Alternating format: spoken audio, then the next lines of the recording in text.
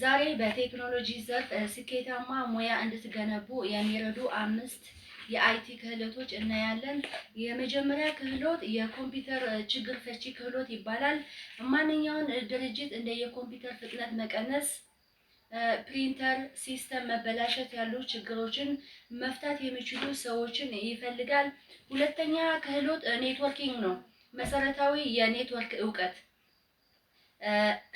በአብዛኞቹ ድርጅቶች በየቀኑ የኮምፒውተር ኔትወርክ ስለሚጠቀሙ ይህ ክህሎት በጣም ተፈላጊ ነው። ሶስተኛ ክህሎት ማይክሮሶፍት ኦፊስ ነው። እንደ ኤክሴል፣ ማይክሮሶፍት ወርድ፣ ፓወርፖይንት በአብዛኛው ስራ ቦታዎች ውስጥ አስፈላጊ መሳሪያዎች ናቸው። በተለይ ኤክሴል በሪፖርት አዘገጃጀት እና የመረጃ ትንተና ላይ ትልቅ ጥቅም አለው። አራተኛ ክህሎት ሳይበር ሴኩሪቲ ነው።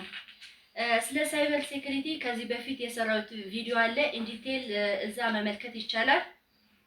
አምስተኛው ማኔጅመንት ኢንፎርሜሽን ሲስተም ነው።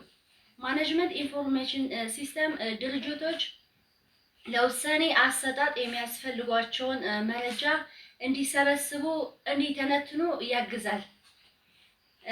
ይህ ክህሎት በፋብሪካዎች፣ ባንኮች፣ ሆስፒታሎች እና ሌሎች ድርጅቶች በጣም ተፈላጊ ነው። የዛሬ ቪዲዮ ይሄን ይመስል ነበር። ከነዚህ 5 ክህሎች የትኛውን መጀመሪያ መማር ትፈልጋላችሁ? ሐሳባችሁን በኮሜንት አጋሩኝ። ቴንክስ ፎር ዋቺንግ ባይ